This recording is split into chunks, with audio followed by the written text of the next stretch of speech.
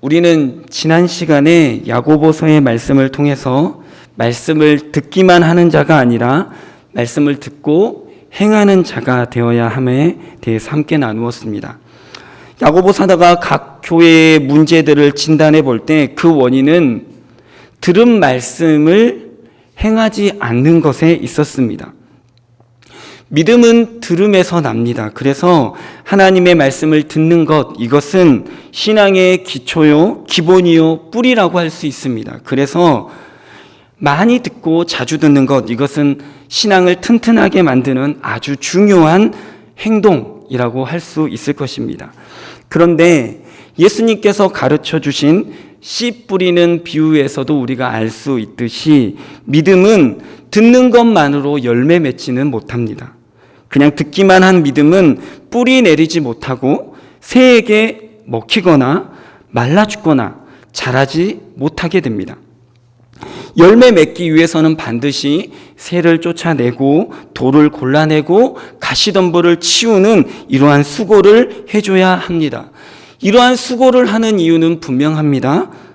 잘 듣기 위함이 아니라 그것을 넘어서서 열매 맺기 위해서입니다. 야고보서에서는 이것을 비유가 아닌 구체적인 삶으로 우리에게 가르쳐 주시는데, 듣기는 속히 하고 말하기는 더디하며 성내기도 더디해라. 모든 더러운 것과 넘치는 악을 버려라. 그리고 반드시 들은 말씀대로 행해야 한다라고 말씀하고 있습니다.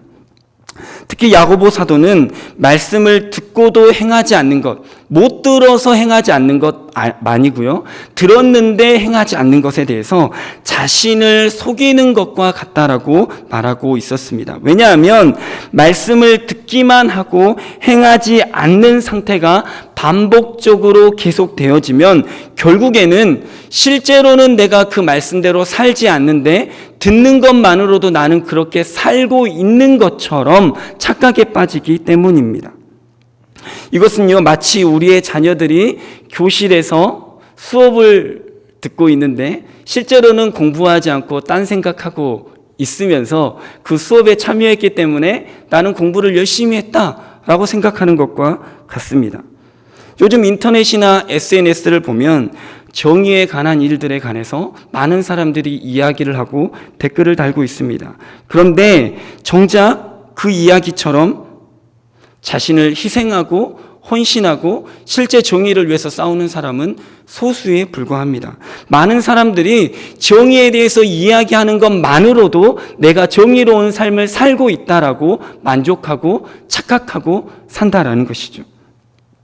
이러한 모습은 우리의 신앙에서도 동일하게 나타난다고 야고보 사도가 오늘 우리에게 경계하라고 말씀하고 있는 것입니다. 이런 속임에 빠져 있는 사람, 이런 착각에 빠져 있는 사람을 세 부류로 나누어서 야고보 사도가 설명하고 있습니다. 먼저는 스스로 경건하다라고 착각에 빠진 사람들이죠. 이 사람들은 자기를 매우 경건한 사람으로 생각합니다. 하지만 실제로는 말을 함부로 하는 매우 불경건한 사람입니다. 고난 중에 있는 고아와 과부를 돌보지도 않습니다. 종교적인 의무는 다 하고 있지만 그의 삶은 새 속에 물들어 있다라고 야고보 사도는 말하고 있습니다. 또 다른 사람도 등장합니다. 영광의 주 예수 그리스도에 대한 믿음을 가졌다라고 착각하는 사람들이죠. 하지만 이들은 실제로 그리스도를 영광으로 생각하지 않고 돈을 가장 큰 영광으로 생각합니다. 그래서 돈 있는 사람은 높여주고 돈이 없는 사람은 무시하고 차별합니다. 마지막으로 한 부류의 사람이 등장하죠.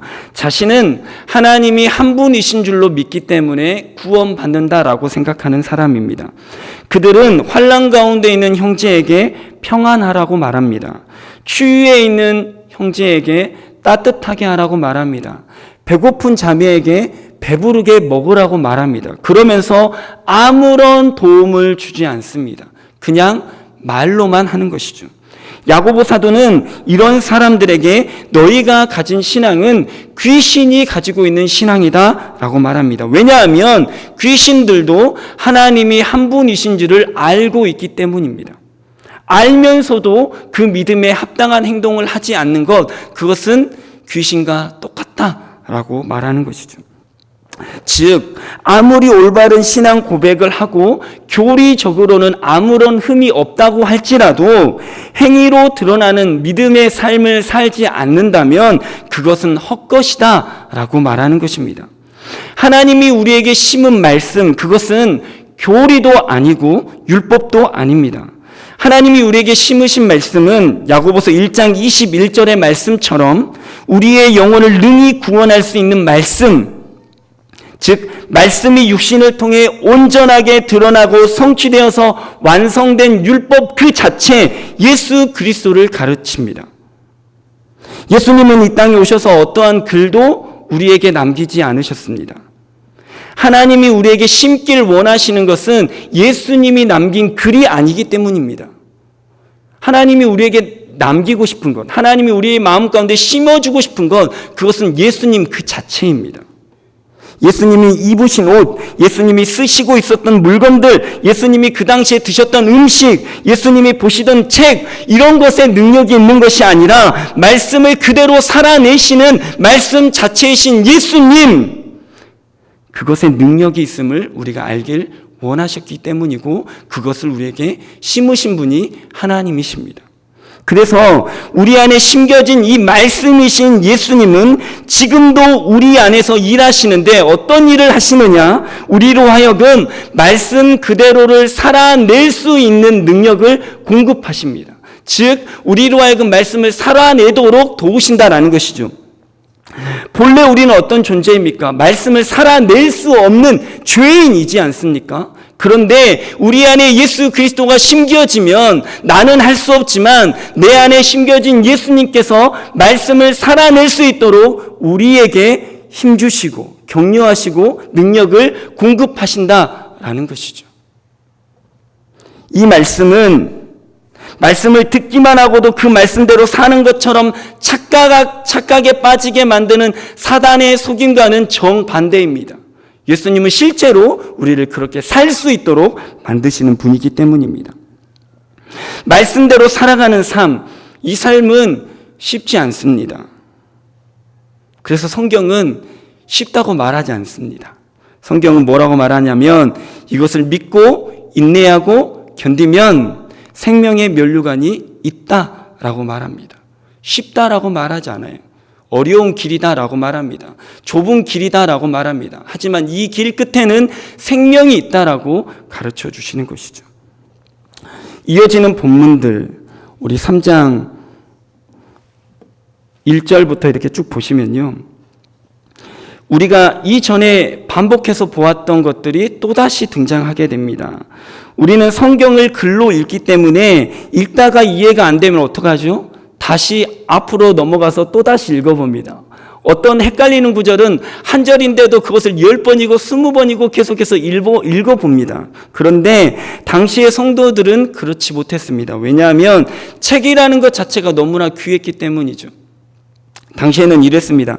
인쇄술이 발달되어 있지 않기 때문에 이 긴 두루마리로 써진 이 편지를 활짝 펼쳐가지고 사람들을 모아놓고 대표자가 있습니다.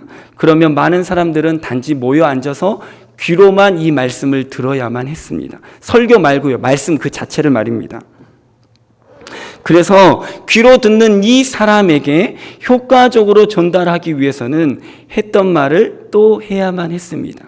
같은 말, 같은 구조, 혹은 비슷한 말, 비슷한 구조를 반복하는 것이 성경의 원리입니다. 그래서 글을 못 써서 아까 한 이야기인데 또 쓰고 있네? 이것이 아니라 강조하기 위해서 듣는 사람을 배려해서 이렇게 쓰여졌다라는 것이죠. 그래서 성경을 읽을 때에는 야고보서뿐만 아니라 다른 성경을 볼 때도 이런 이해함을 가지고 읽으시면 됩니다. 3장 1절부터 18절의 말씀 전체를 보면 말에 대한 권면이 등장합니다. 스스로 경건하다고 착각에 빠졌던 사람 우리가 살펴보았죠. 이 사람의 가장 큰 특징은 무엇입니까? 말을 함부로 하는 것이었습니다. 시편 기자는 자기 입술에 파수꾼을 세워달라라고까지 기도하였는데 이 경건하다라고 착각에 빠진 이 사람은 자기가 하고 싶은 말을 그냥 막 쏟아냅니다. 그리고는 이렇게 말하죠. 나는 솔직하게 말했다. 나는 뒤에서는 말하지 않는다. 속으로는 이렇게 생각하면서 겉으로 저렇게 말하는 사람은 뭔가 군인 사람 아니냐, 나같이 정직한 사람이 훨씬 낫다라고 말합니다. 하지만 자기가 낫다라고 이렇게 생각하는 것은 성경의 생각이 아닙니다. 자기의 착각인 것이죠. 왜냐하면 성경은 우리에게 절제해서 말하라고 하고 동시에 맞는 말을 제때 해야 된다라고 가르치기 때문입니다. 그래서 솔직해야 된다는 이유만으로 자기 안에 있는 분노, 짜증, 예의 없는 말, 불편한 말들을 상대방에게 쏟아놓는 것, 이것은 칭찬받을 만한 경건의 모습이 아니라 말씀하고 있습니다. 오히려 야고보 사도는 이러한 태도를 자기의 마음을 속이는 것이다 라고 말씀하고 있습니다. 왜냐하면 자기 마음에 심겨진 이 말씀이신 예수님이 계심에도 불구하고 예수님이 마치 안 심겨진 것처럼, 즉 말씀을 들은 적이 없는 사람처럼 안 믿는 사람과 똑같이 그렇게 말하는 것, 이것은 자기를 속이는 것이다 라고 생각하기 때문입니다. 야고보 사도는 이미 1장에서 혀의 재갈을 물려야 된다라고 말씀하셨습니다. 그만큼 말에 있어서 인내와 절제가 필요하다는 것이죠. 그런데 얼마나 이 표현이 중요한지 3장에서 또다시 쓰고 있습니다. 또다시 재갈을 물려야 된다라는 표현을 쓰고 있는데요. 이번에는 이 이유에 대해서 설명해 주고 있습니다. 재갈을 왜 물리는가? 주인에게 순종하도록 제어하기 위해서입니다. 즉 내가 무슨 말을 하느냐, 이것은 나의 주인이 누구인가를 드러내는 행동이라는 것이죠. 오순절 다락방에서 성령님이 제자들을 만나 주셨습니다. 그때 가장 먼저 나타난 변화가 무엇입니까? 제자들의 말이 바뀐 것입니다. 하나님은 제자들의 말을 바꿔주셨는데 이것은 단지 신비한 성령의 체험의 수준이 아니라 제자들 인생의 주인이 하나님으로 바뀌었다라는 증거를 보여주는 것입니다. 그렇다면 하나님이 주인 되지 못하고 자기가 자기의 인생이 되어서 하는 말들, 그런 말에는 어떠한 특징이 있는가? 3장 9절의 말씀을 보십시오.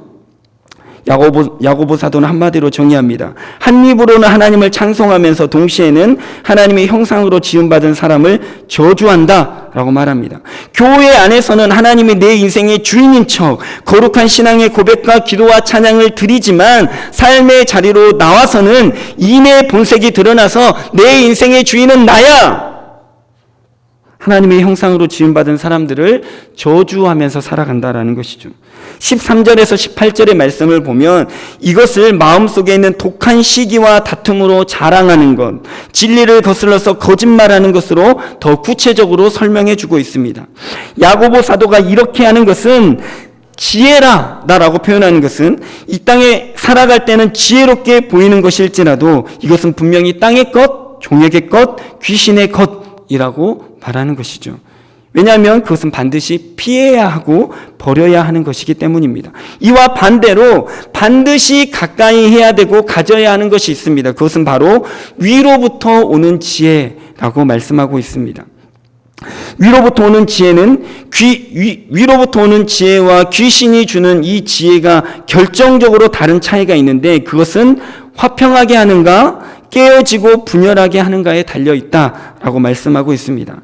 하늘로부터 온 지혜는 성결하고 관용하고 양순하며 국률이 넘침으로 화평을 이루게 하지만 반대로 4장 1절에서 2절 말씀 보시면 귀신으로부터 오는 지혜는 정욕을 채우려는 것에 급급하게 만들어서 우리로 하여금 시기하여 다투게 만들고 살인하기까지 욕심을 내어서 공동체를 깨지게 하고 분열하게 만든다라고 말씀하고 있습니다.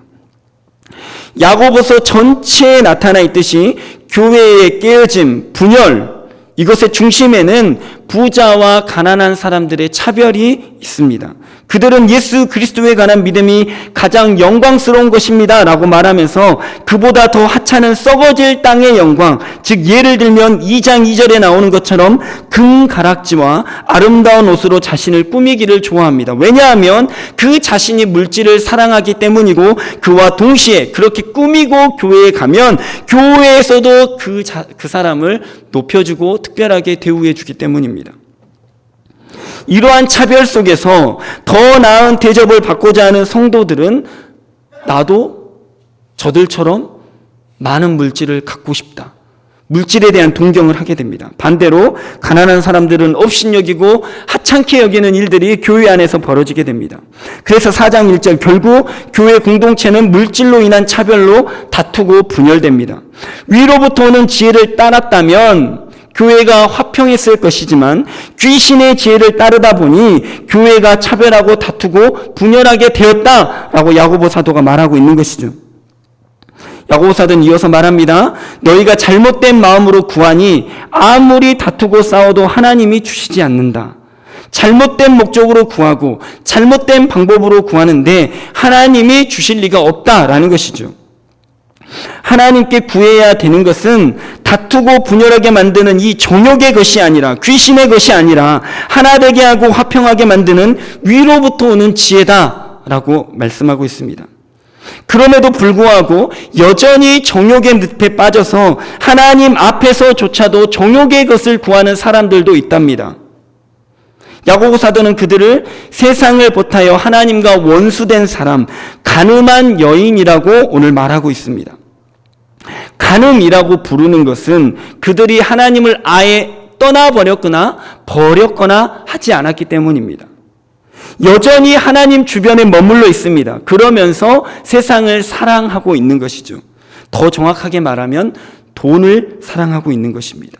하나님을 곁에 두면서도 여전히 다른 것을 사랑하고 있기 때문에 간음이라고 표현하는 것은 너무나도 정확한 표현인 것입니다. 그렇다면 이러한 영적인 간음의 상태에 빠지지 않기 위해서 우리는 어떻게 해야 할까요? 혹은 이미 이런 상태에 빠져 있다면 우리는 어떻게 해서 그 자리에서 빠져나올 수 있을까요? 야고보 사도는 오늘 마음을 돌이켜서 하나님께 복종해야 된다라고 말씀하고 있습니다. 정욕이 나를 이끌지 않도록 모든 것을 하나님께 복종해야 된다. 내가 원하는 것, 방법과 때, 이 모든 것을 하나님께 위임할 수 있어야 된다 말합니다. 우리가 그렇게 할 수 있는, 하나님께 복종할 수 있는 근거는 어디에서 옵니까?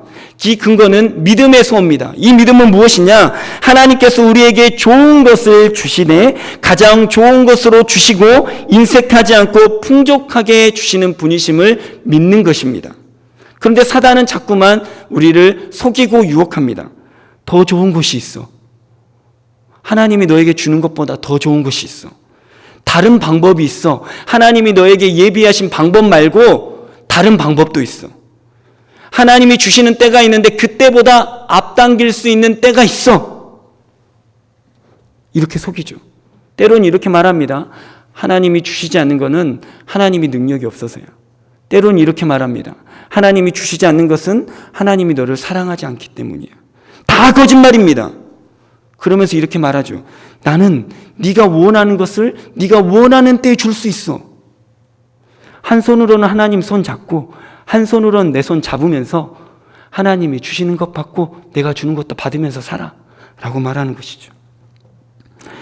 사단은 선악과를 따먹는 현장에서부터 지금까지 끊임없이 이러한 방법으로 사람들을 속이고 유혹하고 있습니다. 하지만 우리는 믿음 안에서 하나님의 때와 하나님의 방법에 복종하는 이 인내와 절제를 배워야만 합니다.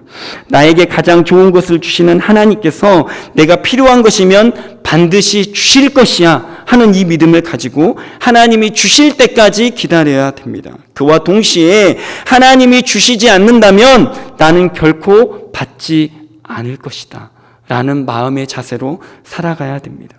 이것은 하나님께 복종하는 것이며 그와 동시에 마귀를 대적하는 것입니다.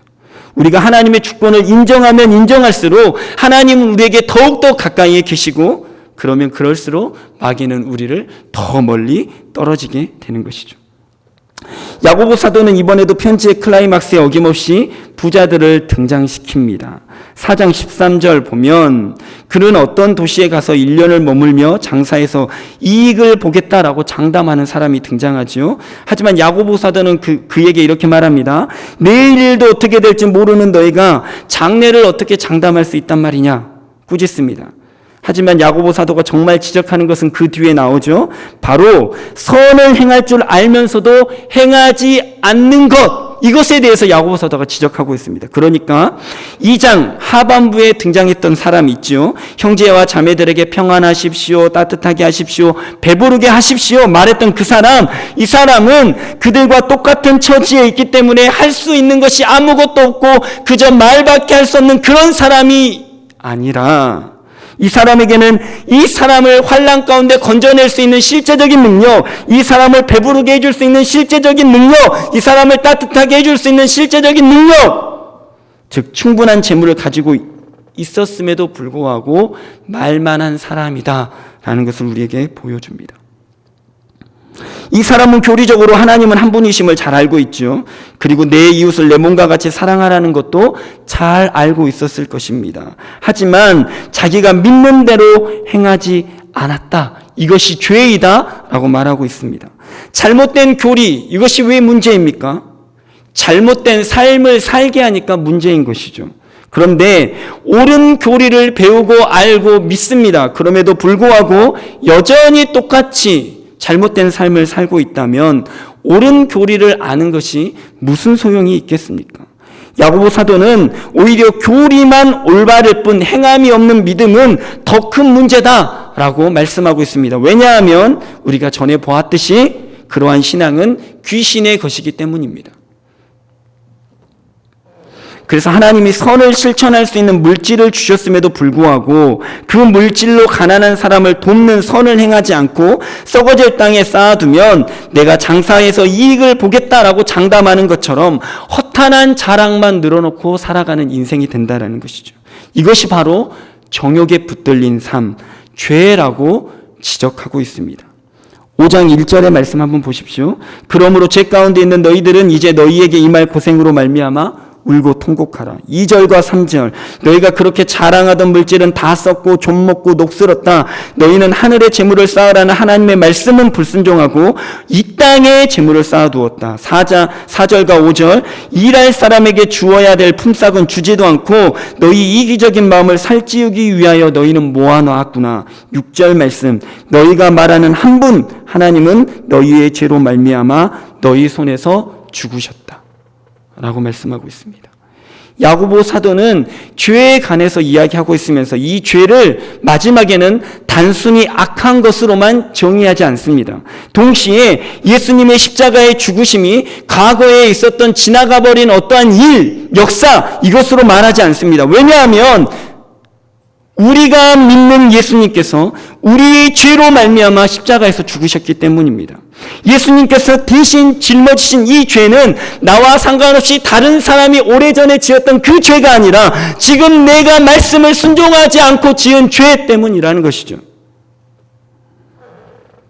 죄가 만약에 그렇게 심각하지 않는 것이라면 예수님의 죽으심이 지금 나와는 별 상관없이 과거의 어떤 사람들과만 상관 있는 것이라면 우리의 신앙은 그저 도덕적인 것으로도 충분합니다.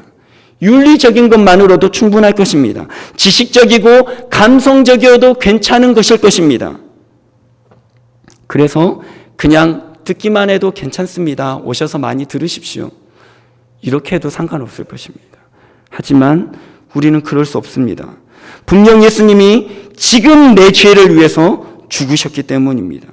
그래서 우리는 사단에게 속아서 정욕을 따라 다투고 분열하는 이 일 가운데 우리가 나도 모르는 채 이용당하면서 살아가는 것이 아니라 하나님으로부터 오는 위로부터 오는 지혜로 철저하게 무장되어서 정욕에 사로잡히지 않고 하나님의 말씀에 순종함으로 살아가야 되는 것이죠.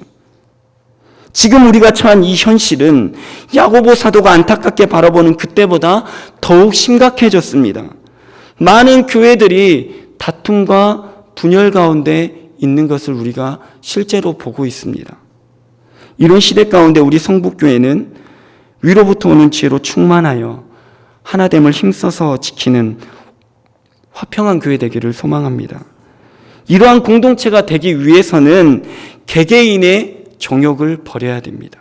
그리고 동시에 교회 공동체가 혹시나 하나님의 이름을 가장하여서 정욕으로 채우려고 하는 것이 있는지 우리 스스로가 잘 살펴보아야만 합니다. 하나님이 우리에게 원하시는 것은 다툼이 아니라 정욕이 아니라 하나된 거룩하고 성결하고 관영하고 화평한 것이기 때문입니다. 성급하게 얻고 싶은, 결과를 내고 싶은, 그래서 자랑하고 칭찬받고 싶은 이 욕심과 유혹을 뿌리치고 하나님의 때, 하나님의 방법을 우직하게 믿고 신뢰하면서 기다리는 인내가 우리 안에 필요한 것입니다. 하나님이 우리에게 주시고자 하는 것은 분명히 생명의 면류관이기 때문입니다. 다른 것에 우리의 마음을 빼앗기면 우리는 흔들리고 유혹에 빠지게 될 것입니다.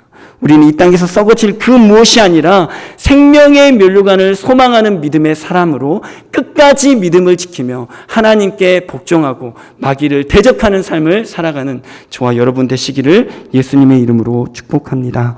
아멘. 기도하겠습니다. 하나님, 주께서 십자가의 보혈로 값주고 사신 교회들이 다툼과 분열 가운데 무너지고 있습니다. 하나님 긍휼히 여기시고 불쌍히 여겨 주옵소서. 하나님 정욕을 구하는 하나님 우리의 잘못된 믿음을 성령의 빛으로 깨우치게 하여 주시고 하나님 우리가 이 땅에 썩어질 것을 구하는 인생이 아니라 하나님이 세상의 것을 사랑하며 가늠하는 영적인 가늠한 여인으로 살아가는 것이 아니라 주의 생명의 면류관을 바라보며 이 땅에서 인내하며 절제하며 하나님 살아갈 수 있도록 주님 붙들어 주옵소서. 하나님 우리가 서 있는 곳, 가정이 됐든 직장이 됐든 교회가 됐든 그곳에서 하나님께서 심겨진 말씀대로 행하게 하시고 하나님의 말씀의 열매처럼 하나님 화평케 되어진 역사가 우리를 통해 있게 하여 주옵소서. 하나님 그리하여서 이 순천 성북교회가 하나님의 사랑으로 화평한 교회로 온 땅 가운데 소문나는 교회 되게 하여 주시며 하나님 결과와 열매에 급급하는 교회가 아니라 하나님의 때와 하나님의 방법을 신뢰하고 우직하게 믿음으로 살아가는 순종하는 교회 될 수 있도록 성령님 붙들어 주옵소서. 이 일 가운데 모든 성도님들이 한 명도 빠짐없이 쓰임받게 하여 주시고 이 일을 위하여 힘써 기도하는 우리 모두 되게 하여 주옵소서. 감사드리고 예수님의 이름으로 간절히 기도합니다. 아멘. 우리 다 함께 찬송